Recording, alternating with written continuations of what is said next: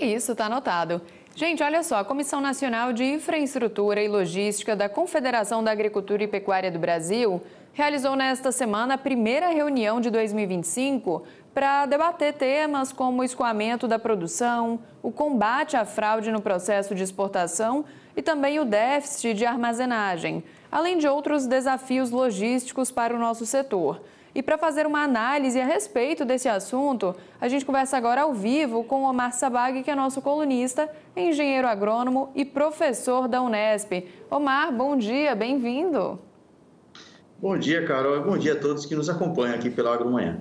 Professor, vamos começar falando então sobre hoje, né? Quais são os principais gargalos logísticos enfrentados pelo setor agropecuário brasileiro, especialmente nas regiões de maior produção, né? Muito bem, a gente precisa enxergar, Carol, e a todos que nos acompanham, gargalos sempre existem e isso de fato é muito agravante, né? Se a gente for pensar o agronegócio, a qualidade ela não é somente ao produto, mas também ao processo.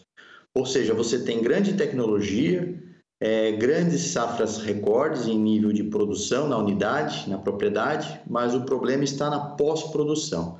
Então, algumas frentes, na verdade, que foram debatidas pela Confederação Nacional da Agricultura, a princípio o escoamento da produção. Então, a própria Embrapa, ela desenvolveu um sistema de inteligência territorial e que é interessante que, na verdade, trabalha-se com um conjunto de dados, né? Então, nós temos aí capacidade de produção, rodovias, ferrovias, os portos agroexportadores, enfim, né, a localização de alguns armazéns e silos. Por que isso é importante? Isso daí foi desenvolvido esse produto, na verdade, para 10 principais produtos que correspondem a mais de 90% da carga da produção agropecuária nacional. Então, isso que é importante enfatizar.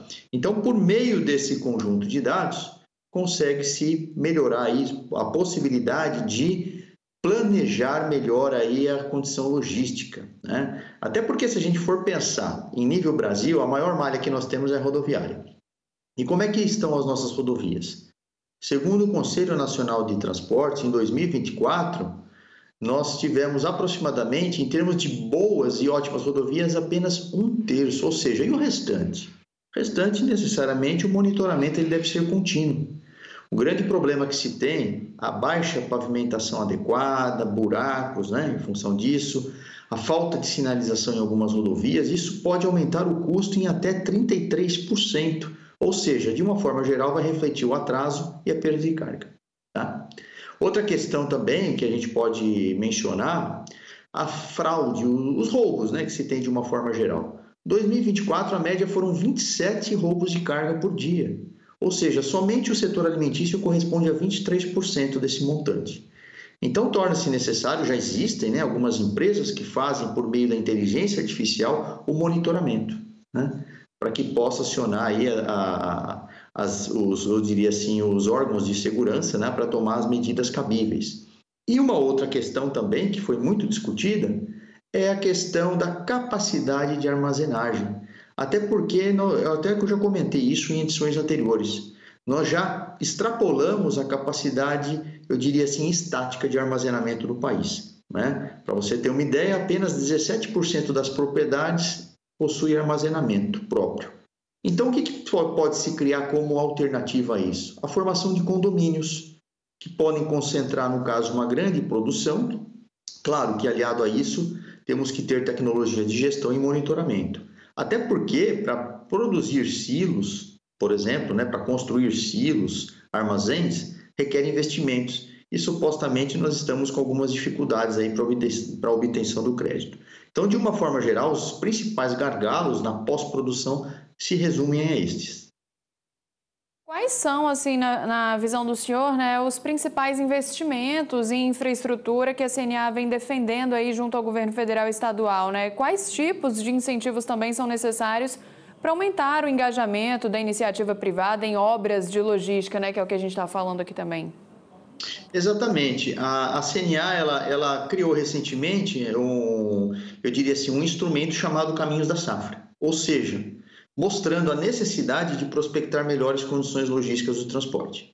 Então, existe, na verdade, uma comissão, né, que seria a Comissão Nacional de Infraestrutura e Logística, dentro da CNA, que, na verdade, ela faz esse estudo de uma forma holística, né, considerando os principais instrumentos e agentes partícipes que podem, evidentemente, estar aí acompanhando de forma a poder melhorar o que nós temos de tão importante no nosso país, que, na verdade, o que se resume seria transporte, segurança e capacidade de armazenamento. São os principais, tá bom, Carol? E claro que existem outros mais, né? Se a gente for avaliar em termos de nível de micropropriedade. Mas o que é interessante, a gente até costuma dizer o seguinte, como exemplo, você já deve até ter observado isso em rodovia. Quando você está atrás de uma carreta, você começa a perceber o quanto de grãos que caem num veículo.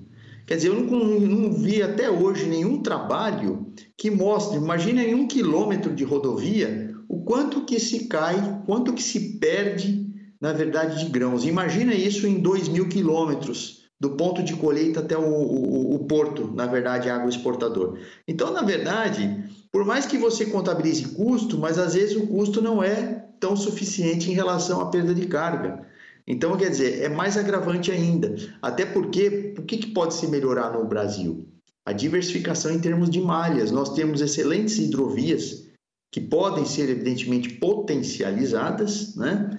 Ferrovias, então, a gente sabe a capacidade de armazenamento, quando se trata aí do vagão do trem, o quanto que se pode levar em termos de carretas.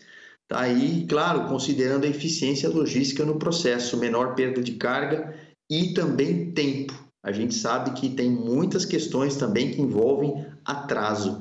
E quando se fala em atraso, também nós temos o problema não somente do custo, né, da entrega, mas também da própria transportadora. Enfim, nós temos um conjunto de variáveis que precisam ser avaliados.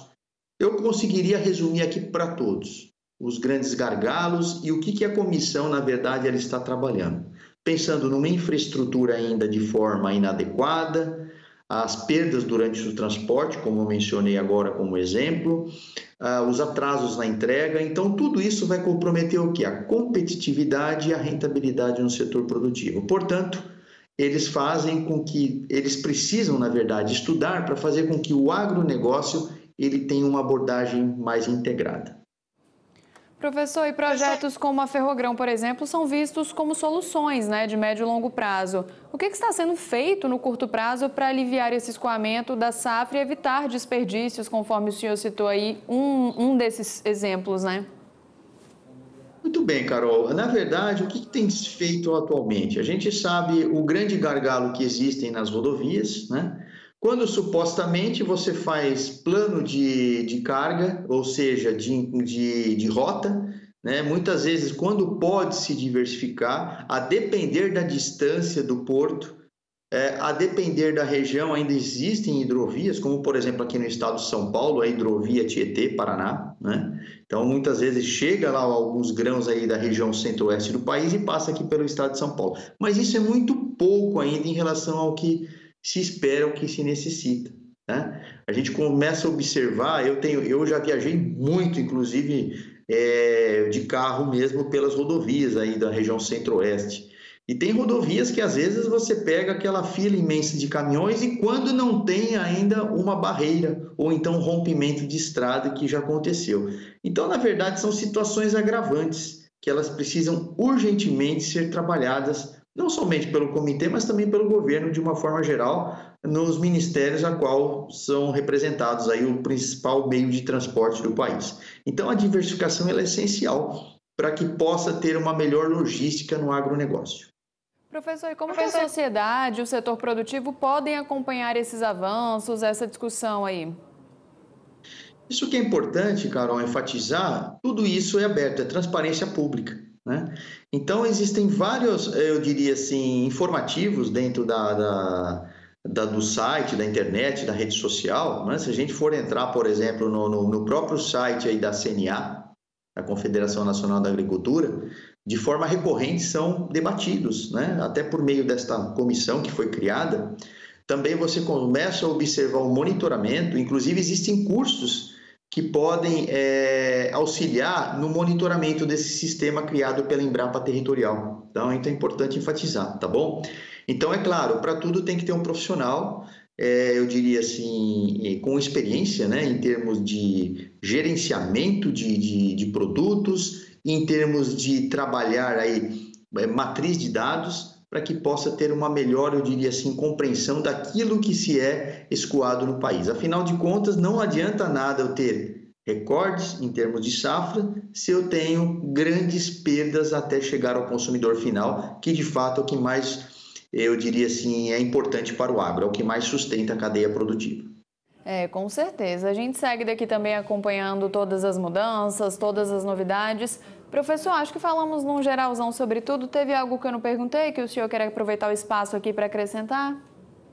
Não, de uma forma geral é isso, tá bom, Carol? Acho que é mais uma questão mesmo de começar a trabalhar, conscientizar, observar. Sempre a gente parte do pressuposto, quando se trata de gestão, a princípio diagnosticar. A gente sabe que o diagnóstico não é tão favorável assim quando se trata de pós-produção. Então, a partir daí começa o quê? Um trabalho que precisa ser um trabalho conjunto, né, de forma, eu diria assim, integrada entre os diferentes órgãos que, na verdade, representam a logística do transporte no país. É isso, professor. Omar Sabag, obrigada pela participação. Um agroabraço aí para o feriadão, né? É isso mesmo, um agroabraço e uma excelente Páscoa para todos. Obrigada, para o senhor também. Tchau, tchau.